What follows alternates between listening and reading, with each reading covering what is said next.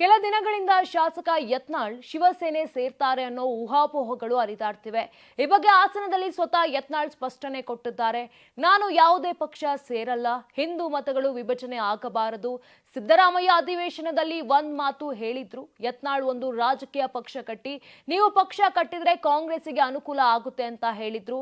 ಆಗಲೇ ಸಿದ್ದರಾಮಯ್ಯನವರಿಗೆ ಹೇಳಿದ್ದೆ, ನಾನು ಪಕ್ಷ ಕಟ್ಟುವುದಕ್ಕೂ ಮುಂಚೆ ಹಿಂದೂಗಳ ಮತೆ ವಿಭಜನೆ ಮಾಡೋ ಕೆಟ್ಟ ಕೆಲಸ ಮಾಡಲ್ಲ ಅಂತ ಹೇಳಿದ್ದೆ.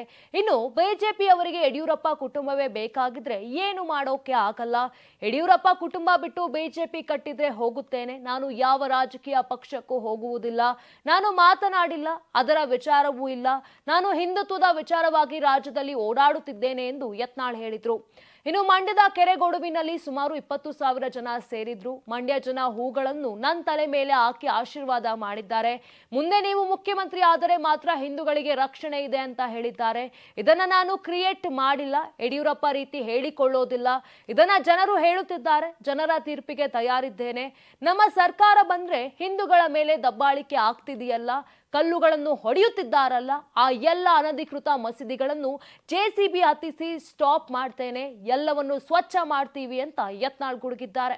ನೀವು ಸಣ್ಣ ಆಗ್ಬೇಕಲ್ವಾ? ಅದು ಒಂದು ಉತ್ತಮ ಆಹಾರದಿಂದ ಸಣ್ಣ ಆಗ್ಬೇಕಲ್ವಾ? ಪ್ರತಿದಿನ ನಮ್ಮ ಜೀನಿ ಸ್ಲಿಮ್ ನ ಯೂಸ್ ಮಾಡಿ ಯಾವುದೇ ಸೈಡ್ ಎಫೆಕ್ಟ್ ಇಲ್ದಂಗೆ ನೀವು ಸಣ್ಣ ಆಗ್ತೀರಾ.